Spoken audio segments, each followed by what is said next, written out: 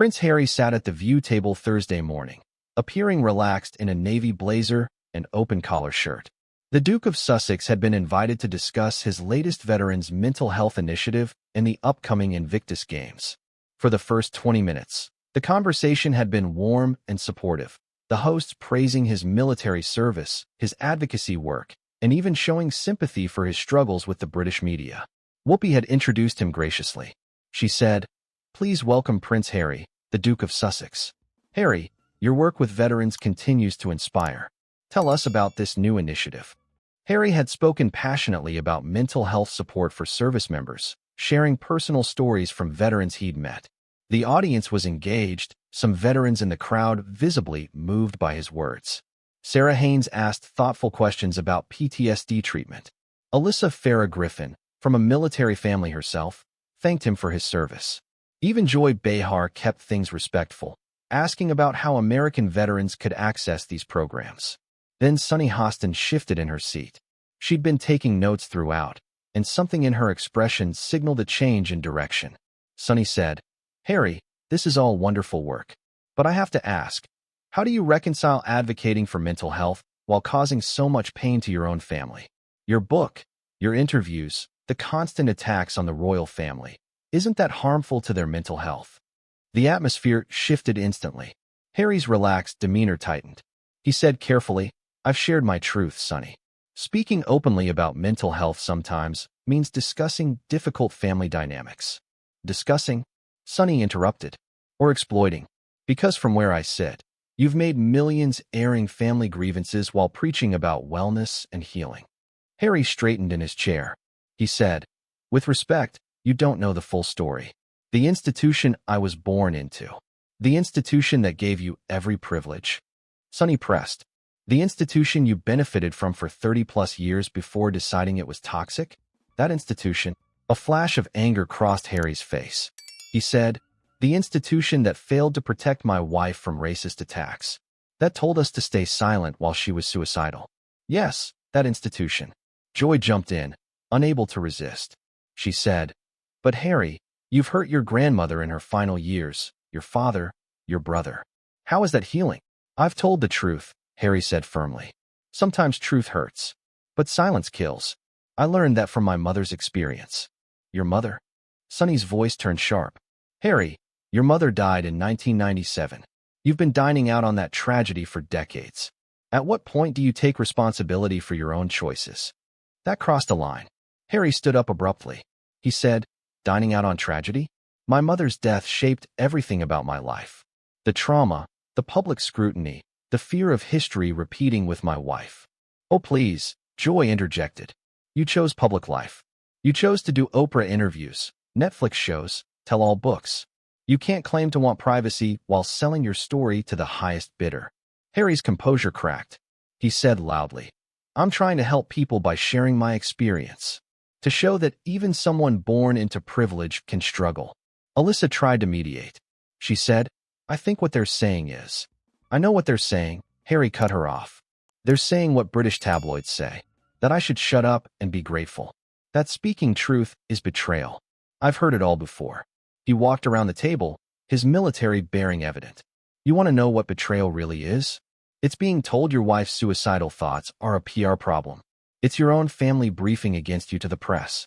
It's being born into a system that values image over truth." Sunny stood too. She said, "System? Harry, you were a prince.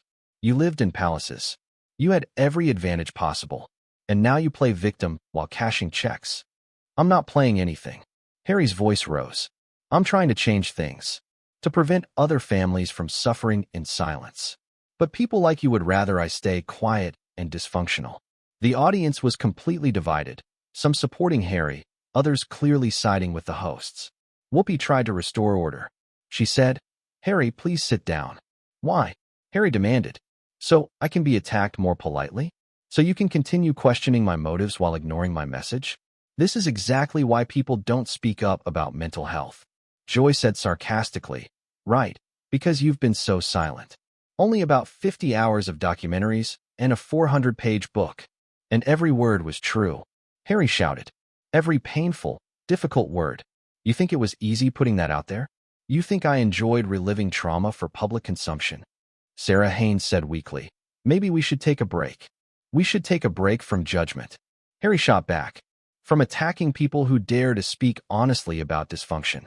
You all sit here preaching mental health awareness, then savage anyone who actually shares their mental health journey. He turned to address the audience directly. This is what happens when you speak truth about powerful institutions.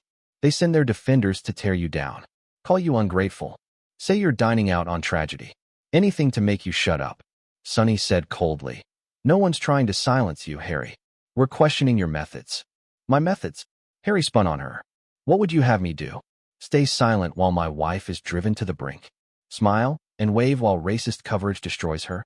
Play happy families while toxicity festers? His voice cracked with emotion. I watched my mother die because of this system. Hounded, isolated, abandoned. I won't watch it happen again. If that makes me ungrateful or difficult, so be it. Joy stood up. She said, your mother's death was tragic, but... Don't. Harry roared. Don't you dare, but my mother's death. Don't you dare minimize what that system did to her. What it tried to do to Megan. What it does to anyone who doesn't play by its rules. Security started moving toward the stage. Harry saw them and laughed bitterly. Perfect. Can't handle the truth, so bring security. The American version of palace handlers. Silence the problem, don't address it. Whoopi stood up. She said, Sir, you need to leave. Sir. Harry laughed harshly. Now I'm Sir. 5 minutes ago I was Harry. Amazing how quick the shift happens when someone pushes back. As security approached, he raised his voice. This is what they do. Attack your family pain, question your motives, then remove you when you defend yourself. This is why people suffer in silence. Joy shouted. You're being removed because you're yelling. I'm yelling because you accused me of exploiting my mother's death. Harry shot back. Because you'd rather protect a corrupt institution than listen to its victims. Because you're part of the same machine that destroys people, then blames them for bleeding. Security reached him. As they escorted him off, he kept talking. Mental health awareness means nothing if you attack people for sharing their mental health struggles.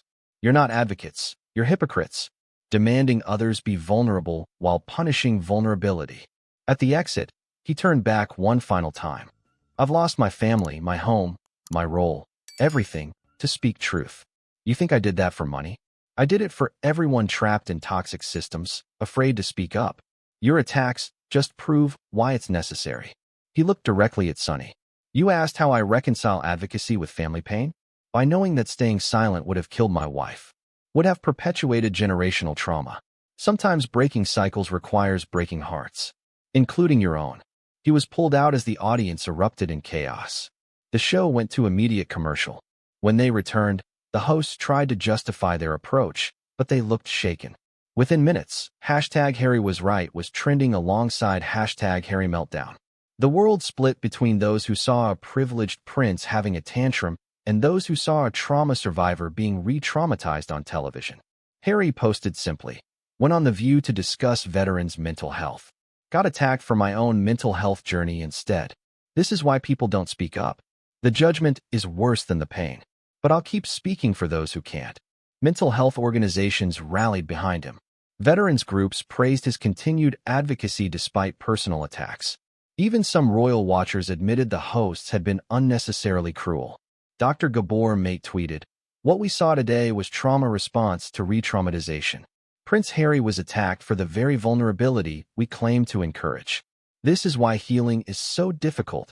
Society punishes honesty about pain. At a veterans event that weekend, Harry addressed it briefly. Earlier this week, I was reminded why so many suffer in silence. Speaking about pain, especially family pain, invites judgment. But silence is what allows cycles to continue. I won't be silent, no matter the cost.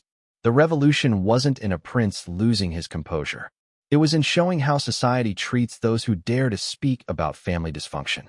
It was in exposing the hypocrisy of demanding mental health awareness while attacking mental health disclosure. It was in proving that sometimes the most royal thing you can do is refuse to maintain the facade, even if it means being escorted off in front of millions. Especially then, because someone has to show that breaking generational trauma is worth any amount of public humiliation, even for a prince. Especially for a prince.